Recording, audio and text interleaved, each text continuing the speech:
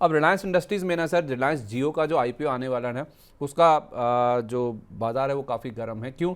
क्योंकि अलग अलग चीज़ें चल रही हैं सर कि ये ओएफएस होगा, इसमें फ्रेश इशू नहीं होगा, इसमें मौजूदा निवेशक ही बेचेंगे, जिसमें मेटा है, गूगल है, केकेआर है, सिल्वर लेक है, एडीआईए है, ये अपनी कुछ हिस्सेदारी बेचेंगे। कंपनी फ्रेश इशू नहीं लेके आएगी और ये जो इन्वेस्टर्स हैं ना सर, अपनी कुल हिस्सेदारी का 8% ही बेच सकते हैं।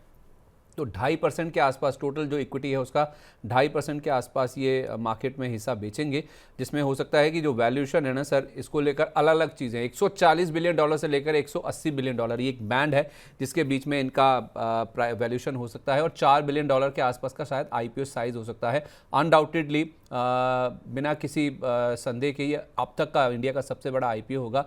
सर, इस चीज़ को ध्यान में रखते हुए रिलायंस इंडस्ट्रीज में पैसा लगाना चाहिए छोटी, लंबी और मध्यम अवधि के लिए?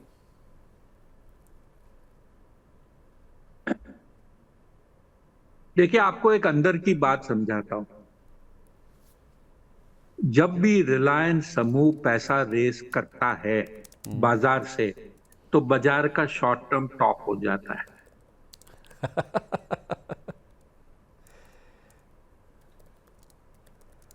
अब इससे ज्यादा अगर आप मेरे से बुलवाओगे तो शायद मेरा टीवी चैनल पे आना बैन हो जाएगा। लेकिन ये एक हकीकत है, ये एक हकीकत है।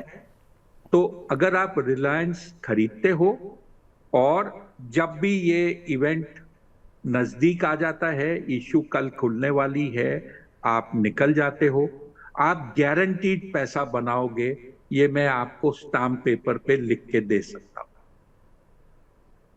एक बार सर रिपीट कीजिए। लेकिन मैं कलेक्ट नहीं समझ नहीं पाया सर, क्या कह रहे हैं? इशू आने से पहले आप निकल जाइए। अगर इश्यू जिस दिन खुलने वाली हो उसके पहले आप आपके निवेश से निकल जाते हो, आप अवश्य पैसा बनाओगे, क्योंकि एक short to medium term top हर बार बना है जब भी रिलायंस समूह ने पैसा बाजार से जुटाया है। मतलब जब तक इशू आने वाला है तब तक तो आप रहिए, इशू आने से पहले आप इसमें से निकल जाइए तो आप डेफिनेटली पैसा बनाएंगे। बिल्कुल, चलिए, बिल्कुल। ठीक। और ये चीज मैं आपको स्टाम्प पेपर पे सही करके दे सकता हूं। कुछ हिस्सेदारी मेरे को भी मिलनी चाहिए जब आप मेरे से एक एग्रीमेंट मांग रहे हो। बहुत मज़ा आता है सर आपसे बातचीत करने का। ये जो आप तजर्बा साथ में लाते हैं ना, और जिस तरह की आप एक्सपीरियंस के साथ बातचीत बोलते हैं ना, अब आपने एक ही लाइन बोली है, जिसको समझना होगा वो समझ जाएगा। और यही हमारे एक दर्शक कह भी रहे थे कि जब आप आते हैं ना सर, बहुत सारा एक्सपीरियंस साथ में लेके आते हैं।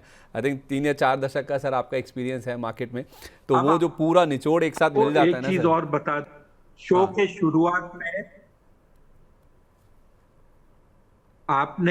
शुरुआत में मैंने कहा था लास्ट 1 घंटा बाजार के लिए क्रिटिकल होगा। उछले स्तर से करीब 400 पॉइंट से ज्यादा की गिरावट सेंसेक्स में हो चुकी है और करीब करीब 125 पॉइंट के आसपास निफ्टी में निकल चुका है, और आधी ये गिरावट हुई है लास्ट 10 से 12 मिनट में। 23,465 वाला इसको बोलते हैं, हाँ जी, इसको बोलते हैं बाजार में फ्राइडे इंपैक्ट, जो आज इफेक्टिवली फ्राइडे इंपैक्ट ही है, क्योंकि कल बाजार में एक छुट्टी है बंबई में। मैं तो कह ही रहा था सर कि 2 फ्राइडेज की फीलिंग आएगी इस बार। एक फ्राइडे वो जिसकी 2 दिन की छुट्टी, 2 दिन की घबराहट, एक फ्राइडे वो छोटा मिनी कह सकते हैं जिसकी 1 दिन की घबराहट है। तो 24,465 वाला 24,318 के आसपास आप देखिए, अभी आपको फिलहाल दिखेगा। तो 150 अंक हायर लेवल से ऑलमोस्ट आप देखिए निफ्टी में निकल चुके हैं और 400 पॉइंट से ज़्यादा सेंसेक्स में निकल चुके हैं। और उसी की बातचीत हम कर भी रहे थे, और उसी का एक डर भी था, आशंका भी थी, घबराहट की बातचीत थी भी, और वैसे ही कुछ रुझान मार्केट्स में देखने को मिल भी रहा है। बहुत शुक्रिया अरुण सर, अपना कीमती समय आज हमारे साथ शेयर करने के लिए। बहुत कुछ सीखने को मिला, बड़ा मज़ा आया आपसे बातचीत करके। थोड़ा आपसे रिक्वेस्ट यही है कि थोड़ा आप हमारे साथ समय और शेयर कीजिए करिए कि इस समय तो मैंने माना भी नहीं था सर कि जो 3 आईपीओ खुले हुए हैं ऐसे में आपका समय मिल जाएगा, क्योंकि आप सुपर बिजी रहते हैं ऐसे माहौल में। बहुत शुक्रिया सर, आप आए, अपनी राय आपने शेयर की, अपना एक्सपीरियंस शेयर किया, काफ़ी सारे शेयरों को लेकर बातचीत हुई है। सर कोई डिस्क्लेमर उनमें? तो डिस्क्लेमर ये, जो शुरुआत में जो फिक्स्ड इनकम की बात की उसमें मैं निवेशित हूं, क्योंकि मैंने कहा कि मैं इसमें निवेश कर रहा हूं। और जो कुछ सार्वजनिक क्षेत्र की बैंक्स और पब्लिक सेक्टर की कंपनीज की बात की, उसमें भी मेरे पर्सनल पोजीशन है।